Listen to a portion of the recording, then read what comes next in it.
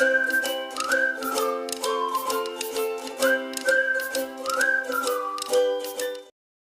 And welcome back students. हम लोग पढ़ रहे थे सीजी बोर्ड क्लास 8 साइंस के मॉडल क्वेश्चन पेपर के सेट 2 को।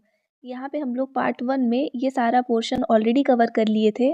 अगर आपने वो वीडियो नहीं देखा है तो उसका लिंक डिस्क्रिप्शन में है, आप वहाँ से चेक कर सकते हो। पार्ट 2 जो ये है, इसमें हम लोग सेट 2 के क्वेश्चन नंबर 14 से डील करेंगे। क्वेश्चन नंबर 14 आपका है मेन कैरेक्टरिस्टिक्स ऑफ एडोलेसेंस। इसको आप पॉइंट वाइज भी लिख सकते हैं। तो मेन कैरेक्टरिस्टिक्स क्या क्या है एडोलेसेंस की, ये आपसे पूछा है, तो स्टेटमेंट लिखेंगे main characteristics of adolescence are. First है इंक्रीज इन हाइट, ये आपका फर्स्ट पॉइंट भी बन सकता है। सेकेंड हो जाएगा चेंज इन वॉइस, तो हाइट बढ़ता है एडोलेसेंस में और वॉइस जो है वो चेंज होता है।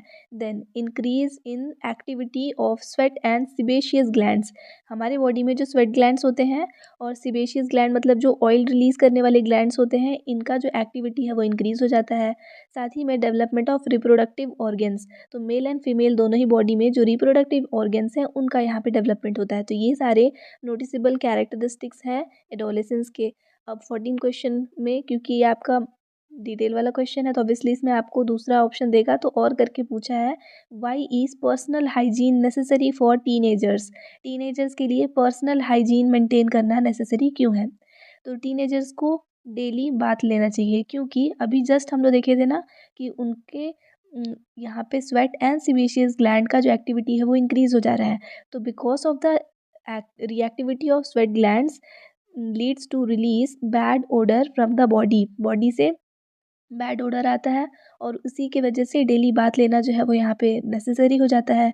Then regular cleaning of all body parts is necessary, तो इसीलिए बॉडी के सारे ही पार्ट्स को रेगुलरली क्लीन करना नेसेसरी है। And if cleanliness is not maintain there is a danger of catching bacterial infection, तो अगर हाइजीन यहाँ पे मेंटेन नहीं करेंगे, अगर प्रॉपर क्लीनलीनेस मेंटेन नहीं किया जाएगा, तब उस केस में बैक्टीरियल इन्फेक्शंस का जो डेंजर है वो बना रहता है। Girls should be more particular in maintaining cleanliness at the time of menstruation, तो मेंस्टुरेशन के टाइम पे गर्ल्स को प्रॉपर हाइजीन जो है वो मेंटेन करना चाहिए। Then personal hygiene is very necessary for teenagers, teenagers के लिए पर्सनल हाइजीन जो है वो बहुत ज़्यादा इंपॉर्टेंट होता है। देन अब लॉन्ग क्वेश्चन आंसर्स को डील करते हैं। यहाँ पे आपसे फर्स्ट क्वेश्चन पूछा है what will happen if a person does not gate balance diet, अगर किसी इंसान को बैलेंस डाइट नहीं मिलता है तो उसका क्या इफ़ेक्ट जो है वो देखने के लिए मिलेगा, ये आपको बताना है। तो देखो, कोई भी इंसान है, फूड तो बेसिक रिक्वायरमेंट है, सबको पता है। तो अगर वही फूड जो है वो बैलेंस नहीं है, तब उसके बॉडी में डेफिशिएंसी आ जाएगा न्यूट्रिएंट्स का और वो अनहेल्दी हो जाएगा। अब बैलेंस डाइट का क्या मतलब होता है, एक ऐसा डाइट जहाँ पे प्रॉपर अमाउंट में सारे ही एसेंशियल न्यूट्रिएंट्स जो भी रिक्वायर्ड है हमारे बॉडी में वो सब हमको मिले। तो अगर डाइट जो है वो प्रॉपरली बैलेंस नहीं है तो यही सारे न्यूट्रिएंट्स का डेफिशिएंसी जो है वो आएगा बॉडी में। अब अगर डेफिशिएंसी आता है, तो if there is deficiency of any important nutrients then a person suffers from deficiency diseases, अगर किसी भी न्यूट्रिएंट का डेफिशिएंसी आ जाता है तो उससे हमारे बॉडी में डेफिशिएंसी डिसीज़ देखने के लिए मिलेगा। फॉर एग्जांपल, अगर आयरन ये न्यूट्रिएंट हम लोग को कम मिला तो आयरन डेफिशिएंसी डिसीज़ जो कि है एनीमिया, ये देखने मिल सकता है। अगर विटामिन ए हम लोग कम इंटेक किए तो विटामिन ए से डिसीज़ होता है, उसकी कमी से नाइट ब्लाइंडनेस, वो देखने के लिए मिल सकता है। अगर आयोडीन का डेफिशिएंसी है तो गोइटर देखने के लिए मिल सकता है। तो बैलेंस डाइट नहीं होगा, न्यूट्रिएंट्स का डेफिशिएंसी आएगा, तो डिफरेंट डिफरेंट डेफिशिएंसी डिसीजेस देखने के लिए मिल सकते हैं। नाउ प्रोटीन के डेफिशिएंसी से ग्रोथ और डेवलपमेंट स्टॉप हो जाता है बॉडी का, जो कि ज़्यादातर की छोटे बच्चों में देखने के लिए मिलता है, इसलिए बच्चों को भी बैलेंस डाइट देना इंपॉर्टेंट है। इसीलिए बैलेंस डाइट जो है वो अगर नहीं मिलेगा तो मैल न्यूट्रिशन से सफ़र करेंगे लोग, और इसीलिए बैलेंस डाइट जो है वो देना चाहिए। तो ये तो हो गया 15 क्वेश्चन जो पूछा था। अब इसमें और करके आपको एक आंसर दिया है why balance diet is necessary, क्यों नेसेसरी है। यहाँ पे आपसे पूछा है कि बैलेंस डाइट नहीं मिलने के क्या कॉन्सिक्वेंसेस हो सकते हैं, और अभी पूछ रहा है बैलेंस डाइट क्यों नेसेसरी है। तो इन्हीं पॉइंट्स को ही आप ट्रांसफॉर्म करके लिख सकते हो। यहाँ पे आप इसको लिखे इस वे में कि क्या हो जाएगा अगर डाइट नहीं मिला, तो उसी को अब ऐसा लिख दो कि क्या हो रहा है डायरेक्टली, मतलब स्टेटमेंट को थोड़ा सा चेंज करना है बस, तो बन जाएगा कि क्यों नेसेसरी है। फर्स्ट थिंग हो जाएगा क्या, balance diet is necessary due to following reasons, क्या क्या है। पहला, many functions takes place inside our body for which we need energy, thus we can get from balanced diet. तो बहुत सारे फंक्शंस जो हमारी बॉडी में होते हैं, बहुत क्या सारे ही फंक्शंस जो हमारी बॉडी में होते हैं, उन सब को कैरी आउट करने के लिए बॉडी को एनर्जी चाहिए और वो एनर्जी मिलता है बैलेंस डाइट से. सेकेंड पॉइंट है फूड, जो हेल्प करता है डेवलप करने में न्यू पार्ट्स को. तो जो बॉडी होता है चिल्ड्रन का, वो कंटिन्यूसली ग्रोइंग होता है, ग्रो कर रहे होते हैं बच्चे. तो अगर उस टाइम पे उनको बैलेंस डाइट नहीं मिलेगा तो उनका बॉडी जो है वो प्रॉपरली डेवलप नहीं हो पाएगा, इसलिए बैलेंस डाइट नेसेसरी है. Then next statement, there is a process of wear and tear continuously going in our body.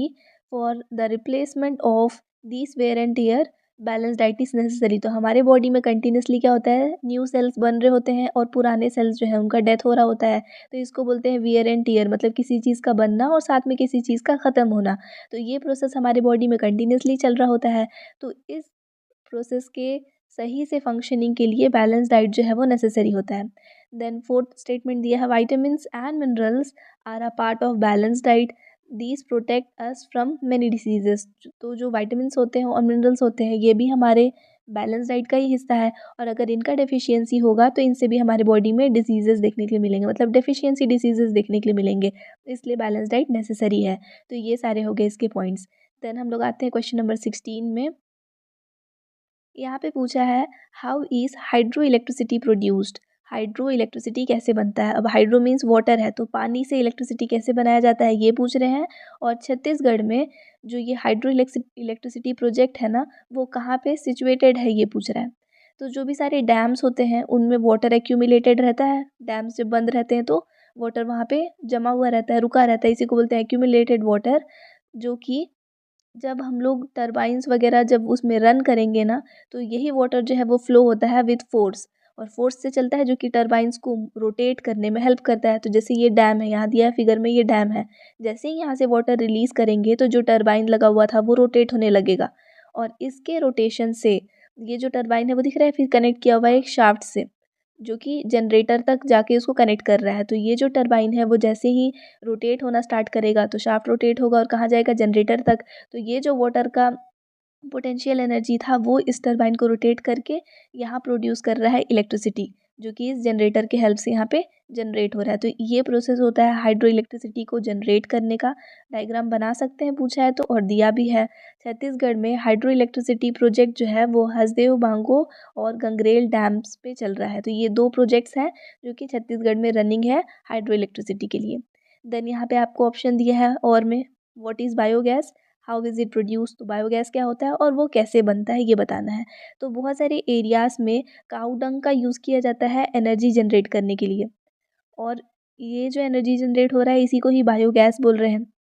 इसके लिए काऊ डंग को डिज़ोल्व करते हैं वाटर में और उसको फिर रख देते हैं स्पेशली कवर्ड पिट्स में. अब ये जो मिक्सचर बना है, यहाँ पे स्पेलिंग गलत है ना, MIXTURE.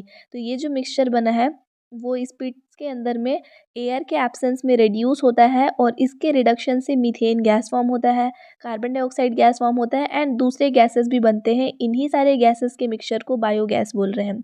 और फिर इसके लिए भी यहाँ पे आपको फिगर दिया हुआ है, तो ये फिगर हम लोग इसमें भी ड्रॉ कर सकते हैं. देन उसके बाद में आगे फिर कंटिन्यू किया है, the produced gas is collected in a dome covering the pit and taken out through the pipes attach to the dome. तो एक डोम बनाया हुआ होता है, उसमें क्या होता है, जैसे हम लोग गैस जो भी प्रोड्यूस हुआ है वो इस डोम में कलेक्ट हो जा रहा है, और उसके बाद फिर उसको पाइप्स के हेल्प से डोम से एक्सट्रैक्ट कर ले रहे हैं, मतलब बाहर निकाल ले रहे हैं. तो ये प्रोसेस होता है बायोगैस के प्रोडक्शन का. देन क्वेश्चन नंबर 17, ये लास्ट क्वेश्चन है. यहाँ पे पूछा है which method of sowing seeds do you prefer, the spraying और द पंक्चर मेथड. दो मेथड्स यहाँ पे दिए हुए हैं सीड्स को सो करने, मतलब सीड्स लगाने के. एक है स्प्रेइंग मेथड और एक है पंक्चर मेथड. तो दोनों में से कौन सा मेथड आप प्रेफर करोगे ये पूछा है. तो जो स्प्रेइंग या फिर स्कैटरिंग मेथड है, वहाँ पे सीड्स को क्या करते हैं, स्कैटर कर देते हैं, मतलब पूरे फील्ड में हाथ से फेंकते जाते हैं. तो जो सीड है वो हर जगह फेंकाता है, और वहीं पे पंचर मेथड में क्या करते हैं, मशीन का यूज़ करते हैं और उसके यूज़ से फील्ड में स्प्रेड किया जाता है सारे सीड्स को. Now in this method the seeds are filled in funnel, the seeds pass through the pipe और tube into the furrows made by the plough. तो ये जो पंक्चर मेथड है इसमें क्या करते हैं, एक फनल होता है और उसके अंदर सीड्स को डाल देते हैं, उसके बाद ये जो सीड है वो पाइप से और ट्यूब से, पाइप या फिर ट्यूब से होता हुआ फरो बनता है प्लव से, और उस फरो में डायरेक्टली उस सीड को वहाँ डाला जाता है। तो इसके वजह से सीड जो है वो सो होता है कहाँ पे, लीनियर या फिर सिमिलर डेप्थ के साथ, एक लाइन में हम लोग सिमिलर डेप्थ के साथ, क्योंकि जो यूज़ कर रहे हैं मशीन तो ऑब्वियसली वो हर जगह पे सेम हाइट पे वो वहाँ पे बोल सकते हो कि गड्ढा करेगा, तो सेम हाइट में होगा, तो सिमिलर डेप्थ मिल रहा है सबको, मतलब सेम सेम डेप्थ होगा सबका, जितना डीप वो एक होल बनाया है दूसरा होल भी उतना ही डीप बनाएगा, तो एक प्रॉपर डेप्थ मिलता है और एक सीक्वेंस में वो सीड लगते जाता है। इसलिए जो पंचर मेथड है या फिर सीडिंग मेथड बोलते हैं, ये मेथड अगर यूज़ किया जाए तो सीड्स का सोइंग जो है वो प्रॉपरली होता है, और इसीलिए ये मेथड बेस्ट है।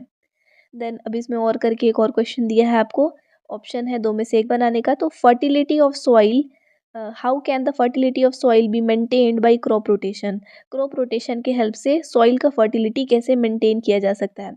तो when same type of crop is continued again and again then the fertility of soil decreases, यानी कि जब एक ही टाइप का क्रॉप बार बार लगाया जाता है तो सॉइल का जो फर्टिलिटी है वो कम होने लगता है, और इसके फर्टिलिटी को मेंटेन करने के लिए डिफरेंट टाइप्स ऑफ क्रॉप्स लगाए जाते हैं, मतलब एक के बाद एक अलग अलग टाइप के क्रॉप्स लगाए जाते हैं। तो यूजुअली एक लेग्यूम क्रॉप लगा देते हैं आफ्टर ग्रेन क्रॉप।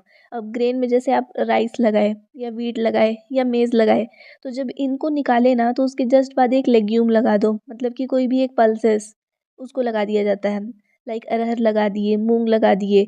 तो इससे क्या होगा कि ग्रेन क्रॉप के बाद में पल्स क्रॉप लगाए तो क्रॉप क्या हुआ, रोटेट हुआ, मतलब एक के बाद कोई दूसरे टाइप का क्रॉप लगा। ये जो लेग्यूम क्रॉप है वो हेल्प करता है नाइट्रोजन जो रिड्यूस हो जा रहा था ना सॉइल में, उसको रिटेन करने में हेल्प करता है, क्योंकि ग्रेन क्रॉप्स जो है वो नाइट्रोजन कंज्यूम कर लेते हैं और लेग्यूम क्रॉप्स जो है वो नाइट्रोजन प्रोवाइड करते हैं सॉइल को। तो एक है जो कंज्यूम किया और दूसरा प्रोवाइड कर दिया, तो इसकी वजह से सॉइल का जो फर्टिलिटी है वो मेंटेन रहेगा, और सॉइल का फर्टिलिटी ही तो मेंटेन करना है हम लोग को क्रॉप रोटेशन से। तो ये हुआ कि कैसे मेंटेन किया गया, ये बन गया आपका आंसर। देन इसके बाद हम लोग नेक्स्ट वीडियो में कवर करेंगे सेट 3 को। आई होप यहाँ तक आपको वीडियो समझ में आया है।